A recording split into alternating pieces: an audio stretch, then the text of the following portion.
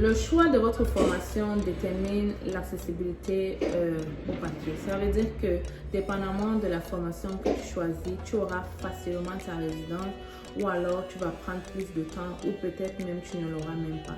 J'ai donc voulu faire cette vidéo pour aider tous ceux-là qui veulent venir au Canada et qui se demandent tous les jours quelle formation choisir pour directement ou facilement avoir la résidence permanente. Si tu veux savoir plus, si tu veux savoir les conditions, je vais te parler du programme de sélection, du programme de l'expérience québécoise, plus précisément du certificat de sélection québécois. Donc, si tu veux savoir plus, regarde la vidéo jusqu'à la fin et on se retrouve après le générique.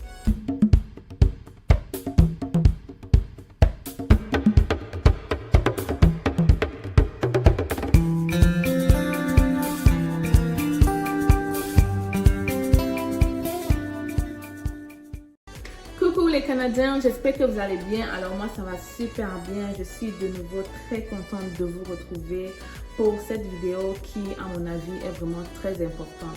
Vous savez, dépendamment de la formation que tu choisis, ça détermine vraiment est-ce que tu auras facilement les papiers. Moi aussi je me suis posé cette question, mais j'étais déjà au Canada et heureusement pour moi j'avais choisi une bonne formation qui me donnait directement les papiers. Mais il y a des gens qui parfois ne le savent pas et qui choisissent juste une formation comme ça pour venir au Canada. Donc aujourd'hui, je vais comme ça t'aider à choisir la meilleure formation pour toi parce que d'après moi, la finalité quand on finit d'étudier et qu'on veut s'installer quelque part, il faut qu'on soit à l'aise. Il faut qu'on ait tous ces papiers et tous ces documents. Donc cette vidéo, c'est pour t'aider à choisir la meilleure formation pour toi. Avant de le faire, je vais d'abord me présenter. Moi, c'est Stella Dufar. Je suis la présentatrice de la chaîne. Je suis arrivée au Canada, ça fait déjà 7 ans. Je suis venue comme étudiante et maintenant je suis résidente permanente. J'ai donc créé cette chaîne pour aider tous les nouveaux arrivants ou alors tous ceux qui veulent venir au Canada. Je vous permets à travers ma chaîne de voir qu'est-ce que le Canada, de découvrir le Canada. On découvre le Canada ensemble. Donc, je parle de l'immigration canadienne. Je t'aide à faire tes papiers par toi-même. Je parle aussi de l'investissement au Canada, comme récemment, je parlais de l'immobilier et de comment on a acheté notre duplex. Très prochainement, je vais parler de l'entrepreneuriat au Canada. Aujourd'hui, on va se concentrer sur les formations qui donnent directement les papiers et j'ai fait quelques recherches pour vous. Ceci pour vous dire que ce sont des informations très récentes. Donc j'ai voulu me mettre à jour parce que moi ça fait longtemps que je l'ai fait, mais j'ai voulu vraiment me mettre à jour pour avoir vraiment les informations sûres pour vous. Donc il y a ce qu'on appelle le certificat de sélection du Québec. Pour tous ceux qui veulent faire la résidence permanente, vous devez d'abord avoir ce CSQ, c'est comme ça qu'on appelle. Vous devez d'abord demander ce CSQ, l'obtenir avant de demander la résidence permanente. Donc, dépendamment de la formation que tu choisis, parfois, pas parfois, à 100% des cas, ça marche toujours.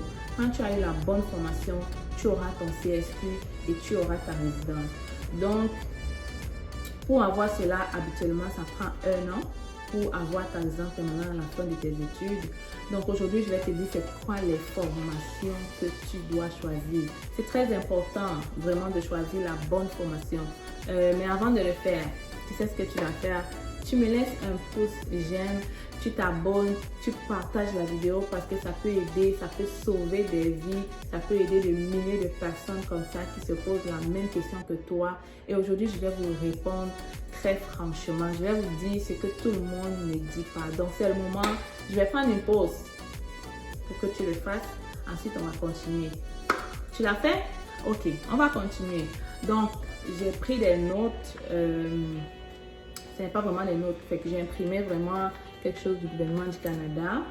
Je vais parler du programme PEC. Qu'est-ce que ça veut dire le programme PEC? Le programme PEC, c'est le programme de l'expérience québécoise. Donc, je vais parler du programme de l'expérience québécoise, les diplômés du Québec. Vous l'avez compris, je parle dans ma vidéo du Québec, la province du Québec. Pour les autres provinces, peut-être je vais faire une vidéo pour vous dire comment l'obtenir dans les autres provinces. Mais ici, je parle vraiment du Québec. parce que c'est le programme que je maîtrise le mieux, c'est là où j'ai fréquenté et donc je connais un peu plus les lois. Donc, pour présenter une demande de sélection du Québec, voici les exigences, voici les conditions. Quand je parle de sélection du Québec, comme j'ai dit au début de la vidéo, vous devez d'abord avoir ces certificats de sélection du Québec pour présenter votre résidence. Habituellement, si tu obtiens ces CSQ, je vais dire à 100%, tu auras ta résidence. Mais bon, il y a toujours des réserves. Mais habituellement, ça marche. Donc, pour pouvoir demander ce CSQ, il faut que tu aies 3 diplômes. On parle ici du diplôme d'études universitaires sanctionnant un baccalauréat, une maîtrise ou un doctorat. On parle du diplôme d'études collégiales techniques. Donc ça, ce sont les 2 diplômes. Quand tu fais ça, automatiquement, tu auras ton certificat de sélection du Québec. Mais voici où il y a souvent des petites difficultés. C'est pour ceux-là qui choisissent un DEP qui est le diplôme d'études professionnelles. Donc, le diplôme d'études professionnelles seul ou avec une attestation de spécialisation obtenue consécutivement et qui mène à un métier donné sanctionnant 1800 heures ou plus de la formation. Qu'est-ce que ça veut dire? En fait, ici, ils essaient de vous dire que pour avoir le certificat de sélection du Québec, si tu as choisi un programme de DEC, c'est-à-dire pour ceux qui font un DEC, c'est-à-dire tu fais un DEC en comptabilité, que ce soit un DEC en n'importe quoi, n'importe quelle filière, que ce soit un DEC en architecture, bref, si du moment où tu choisis un DEC, tu as tes papiers, tu as le certificat de sélection. Si tu choisis un baccalauréat, si tu termines ton baccalauréat, tu as le certificat de sélection. Mais maintenant, si tu choisis d'aller faire un DEP, diplôme d'études professionnelles, il faut que ce DEP soit de 1800 heures ou plus. C'est très important. On ne choisit pas le DEP au hasard. C'est vrai, le DEP est rapide et tout, mais il faut faire très attention lorsque vous choisissez vos DEP. Il faut regarder les heures de cours. Il faut regarder si tout au long de votre formation, vous allez accumuler les 1800 heures. 1800 heures. Si vous n'êtes pas sûr, s'il vous plaît, appelez le directeur de programme et posez-lui des questions. Demandez-leur combien d'heures le programme, combien d'heures ça prend pour terminer. Comme je disais tantôt, le DEP c'est vraiment ce qui mène souvent à ambiguïté. Donc c'est très important de faire attention lorsque vous choisissez votre DEP. Donc on va lire ensemble les conditions de sélection pour obtenir ce certificat de sélection du Québec. Et donc, à chaque point, je vais essayer de vous éclaircir du mieux que je peux. Pour qu'un certificat de sélection du Québec vous soit délivré à titre de travailleuse ou de travailleur qualifié dans le cadre du PEC, Diplôme Québec, vous devez avoir l'intention de vous établir au Québec et y occuper un emploi que vous êtes vraisemblablement en mesure d'occuper. Avoir séjourné temporairement au Québec dans le but principal d'étudier. Donc ça c'est normal, si tu as déjà fait 1 an, 2 ans, on comprend que tu es là pour étudier, donc là ça va. Avoir séjourné temporairement au Québec dans le but principal d'y travailler. Vous conformer aux conditions de votre séjour. Ça veut dire que en faisant cette demande, il faut que tes papiers soient toujours valides. Ça veut dire que habituellement lorsque tu finis tes études, avant, il permettait de faire cette demande 6 mois avant la fin de tes études. Mais maintenant, ce n'est plus le cas. Quand tu finis tes études, il faut que tu demandes le permis de travail post-diplôme. Et il faut que, lorsque tu demandes ce permis de travail et que tu l'obtiens, maintenant tu demandes ton CSQ. Comme ça, tes conditions de séjour seront toujours valides. On ne demande pas le CSQ lorsque ton visa étudiant est terminé, expiré. Non, il faut que tu demandes ça lorsque tes papiers sont toujours valides. Permis de travail valide ou alors visa d'études encore valide. Donc, vous conformez aux conditions de votre séjour, j'ai expliqué. Être légalement au Québec au moment de la présentation de votre demande, c'est clair. Vous n'allez pas faire cette demande si vous êtes en vacances dans votre pays ou alors vous n'allez pas le faire si vous avez quitté le Québec pour aller ailleurs. Si vous êtes ailleurs dans une autre province, il faut demander la résidence conformément aux règles de cette province-là. Avoir séjourné au Québec pendant au moins la moitié de la durée de votre programme d'études, parce qu'il y a des gens qui font souvent des programmes à distance. Donc, il faut avoir séjourné au moins la moitié de la durée de votre programme d'études au Québec pour pouvoir être admissible.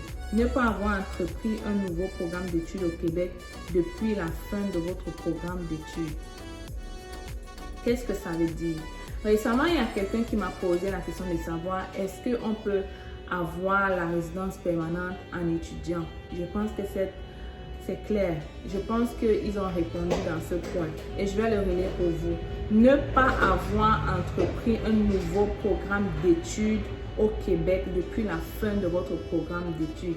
Ça veut dire que si tu étais arrivé au Canada pour fréquenter un DEC en technique de comptabilité et que tu finis ce DEC, tu veux continuer à l'université, tu ne peux pas directement aller à l'université et demander ta résidence.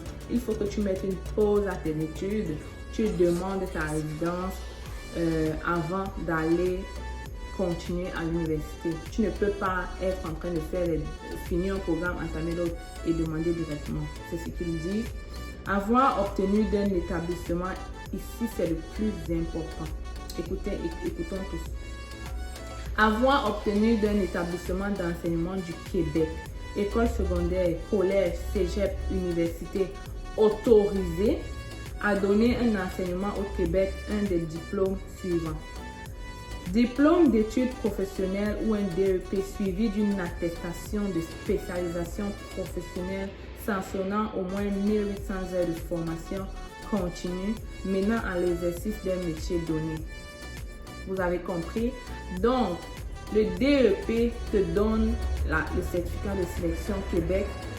Si à cela tu as ajouté un ASP, je vous explique. Parce qu'en fait, il y a des DEP qui parfois sont de 1400 heures ou moins et que en plus de ces DEP, tu peux faire un ASP pour compléter ton DEP. C'est toujours similaire. Par exemple, on a un DEP en secrétariat médical et on a un ASP. Donc, il faut que tu combines les deux et que les deux te font 1800 heures ou plus pour que tu puisses obtenir le certificat de sélection. Ne faites donc pas l'erreur d'aller choisir les DEP de 1200 ou 1400 heures et de rester à la maison. Vous devez continuer avec l'ASP ou alors tout simplement vous devez choisir les DEP de 1800 heures ou plus. Diplôme d'études collégiales techniques. Ça, c'est le DEC. Comme moi, par exemple, j'ai fait un DEC en comptabilité de gestion et c'est plus de 1800 heures parce que c'est 3 ans d'études. Donc, automatiquement, tu dépasses les 1800 heures et tu es donc autorisé à appliquer pour le certificat de sélection du Québec. Le baccalauréat, pareil, c'est 3 ans d'études, donc on n'a pas les problèmes d'heures là-dedans, maîtrise et doctorat. Avoir obtenu votre diplôme au cours des 36 mois précédant la présentation de votre demande. Ça veut dire quoi? Ça veut dire que lorsque tu es peut-être en train de faire ta formation, quand tu termines la formation, on dit, tu as 36 mois précédents, avoir obtenu le diplôme au cours des 36 mois précédant la présentation de votre demande. Donc, en réalité, tu as 36 mois pour le demander. Ça veut dire que si au moment où tu demandes ta résidence, on se rend compte que tu as eu ton diplôme il y a 4 ans, il y a 2 ans, 36 mois c'est plus de 2 ans, 24, oui. Donc, il te permet 3 ans, je pense. C'est quelque chose, 36 mois, c'est à peu près 3 ans. Donc, il ne faut pas que tu demandes ta résidence en 2018 alors que tu as eu ton diplôme en 2013 en fait. Je ne sais même pas qui le ferait, mais bon. C'est toujours bien de spécifier. Peut-être qu'il y a des gens qui ne veulent pas avoir, mais anyway, il faut avoir obtenu ton diplôme au cours des 36 mois précédant la présentation de votre demande. Occuper un emploi, et je voulais préciser à cela, quand vous finissez habituellement votre formation, le diplôme est remis par le ministère, mais vous pouvez utiliser, quand tu as déjà terminé, tu peux utiliser ton bulletin d'études collégiales ou alors je pense que l'école te remet une attestation qui te permet de demander ton CSQ parce que Si tu attends ton diplôme même du ministère, parfois ça prend plus de temps pour arriver. Voici donc où il y a des différences concernant les années passées. Par exemple, dans mon cas, moi quand on est arrivé, il ne fallait pas forcément travailler pour demander ce certificat. Mais dans ce cas, depuis 2020-2021, la loi a changé. Il faut appliquer, il faut travailler en fait. Mais ça ne change pas le fait que la loi d'un DEP de 1800 heures reste valable. Parce que en fait, je vais vous lire ce qui est écrit. Ils disent que les titulaires de tout autre diplôme, tel que l'attestation d'études professionnelles AEP, l'attestation d'études collégiales AEC, le diplôme d'études supérieures spécialisées DESS ou le post-doctorat, ne peuvent soumettre une demande de sélection permanente dans le cadre du programme de l'expérience québécoise, mais peuvent le faire dans le cadre du programme régulier des travailleurs qualifiés. J'ai d'ailleurs déjà fait une vidéo pour vous expliquer les conditions, comment c'est noté dans le cadre du programme des travailleurs qualifiés. Je vous invite à aller regarder la vidéo parce que ça va vous aider à savoir si qu'est-ce qui est mieux pour vous. Choisir un DEP de 1800 heures ou alors choisir un AEC, un AEP ou quoi que ce soit. Sachez donc que le programme des travailleurs qualifiés, à mon sens, à mon avis, c'est un programme, je vais dire, il y a un bassin, je pense qu'il y a une limite. Comparé à ce programme, si tu as vraiment étudié et tu as respecté les conditions que je viens de citer plus haut, ce serait beaucoup plus facile d'obtenir tes papiers comparé à si tu as fait un AEC, il y aura un peu plus de... C'est noté un peu plus différemment en fait. Donc, c'est donc très important de différencier tout cela. Je vais donc continuer dans les conditions.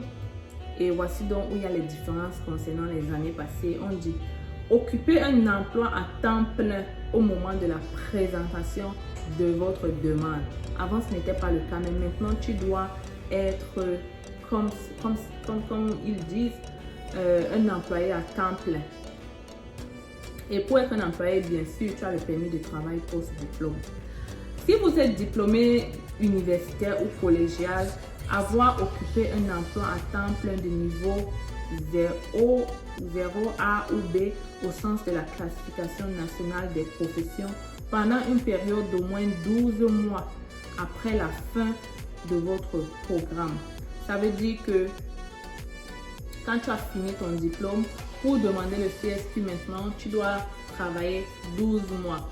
Tu as le droit de travailler parce que tu as le permis de travail post-diplôme. Donc, tu vas travailler normalement pendant tes 12 mois et après, tu vas demander ton certificat de sélection du Québec. Comme on venait de le voir plus haut, il ne faut pas attendre 36 mois avant de demander ce CSQ. Vous devez le demander 12 mois après la fin de votre diplôme. Et concernant donc l'emploi à occuper, vous pouvez aller taper sur internet la classification nationale des professions CNP et vous allez voir qu'est-ce qui est inclus quand on dit niveau O, A et B. Qu'est-ce qui est inclus dans le niveau A, qu'est-ce qui est inclus dans le niveau 0, qu'est-ce qui est inclus dans le niveau B. C'est à vous d'aller faire les recherches sur ce point parce que sinon la vidéo sera très longue. On dit donc l'expérience de travail acquise durant un stage obligatoire rémunéré, financièrement compensé ou non rémunéré, effectué à temps partiel ou à temps plein dans le cadre de votre programme d'études pour lequel vous avez obtenu un permis de travail délivré par immigration ISC peut être prise en compte et c'est jusqu'à concurrence d'une durée maximale de 3 mois. Qu'est-ce qu'il veut dire? Parce qu'il y a des programmes que quand tu finis, tu es obligé de faire un stage. Et ils sont en train de dire que ce stage, bien sûr, fait partie des 12 mois qu'ils ont dit. Et à concurrence de 3 mois maximum. Ça veut dire que tu ne peux pas aller faire le stage pendant 7 mois. Ils vont juste prendre 3 mois. Et tu vas devoir travailler encore 7 mois de plus. Ça veut dire qu'ils veulent voir que tu es un employé et non pas un stagiaire. Très important.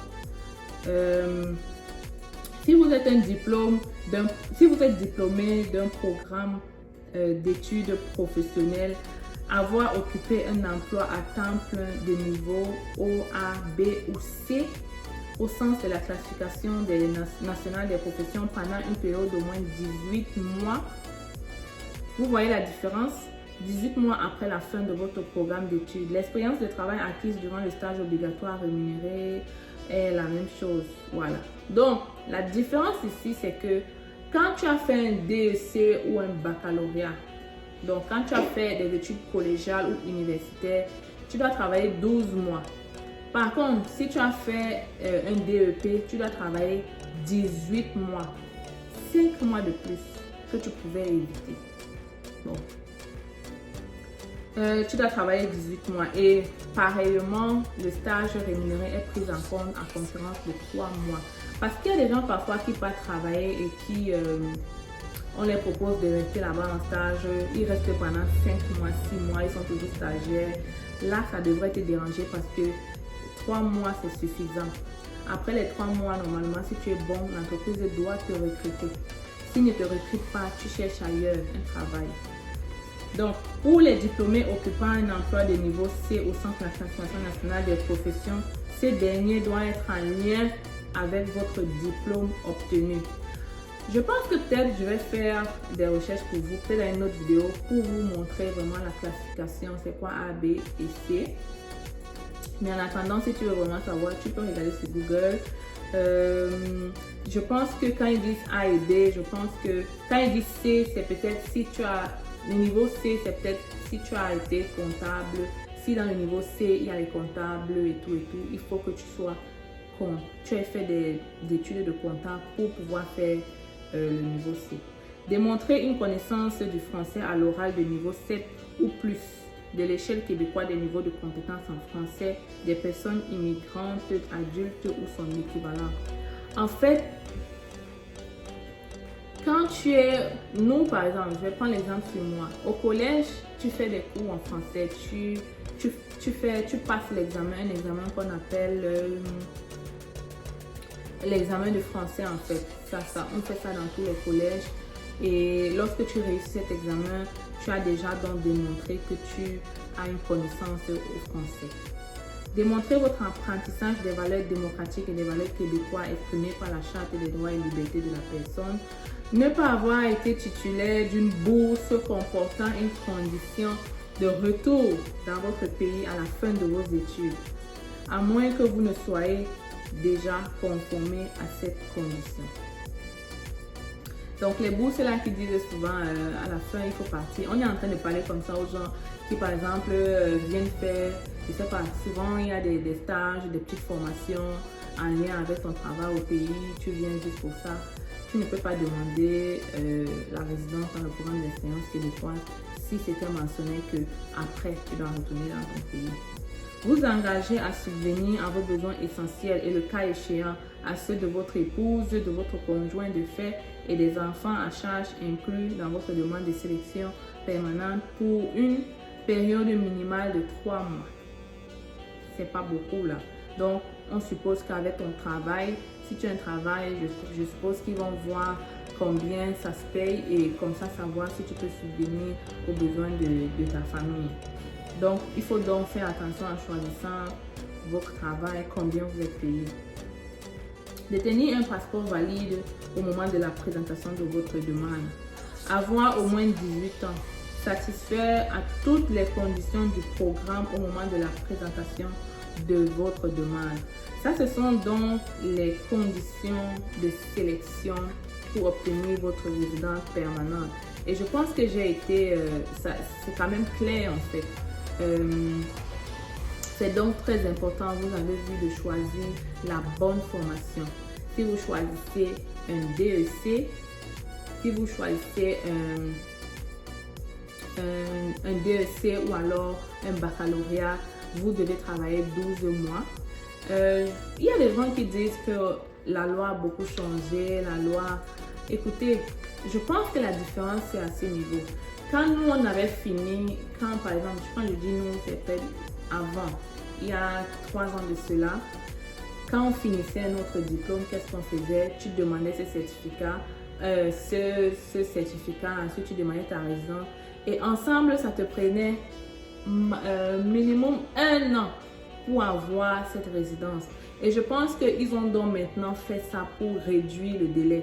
Ça veut dire que maintenant, lorsque tu demandes, après avoir travaillé tes 12 mois, quand tu fais ta demande, ça ne te prend plus un an pour avoir tes papiers. Je pense que la durée maximale, je vais regarder, mais c'est comme 90 jours ou 2 mois comme ça. Alors qu'à notre temps, ça nous prenait un an minimum. Il y a des gens qui ont même fait plus qu'un an pour avoir la résidence. Donc, vous comprenez qu'en réalité, c'est presque la même chose. Parce que nous, on travaille avec notre permis de travail post-diplôme. Et toi, tu vas travailler avec le même permis de travail. Donc, c'est la même chose. Ils n'ont pas changé grand-chose dans la loi. À la seule différence peut-être des classifications, il faut travailler dans le A, B ou C. Mais qu'à cela ne tienne, il y a beaucoup de demandes de travaux au Canada. Donc, on n'a pas vraiment de problème pour trouver du travail. Dans cette même idée, ma prochaine vidéo va parler des métiers, les métiers qui payent le plus au Canada. Bon, pas les métiers qui payent le plus, les métiers qui payent au Canada sans besoin d'une grande formation. Ça sera le thème de ma prochaine vidéo. Ceci clôture la fin de cette vidéo. Si tu as aimé, si tu trouves que ce dont j'ai parlé était intéressant, tu sais ce que tu dois faire. Laisse-moi un pouce j'aime et partage la vidéo. On se retrouve la semaine prochaine avec une autre vidéo.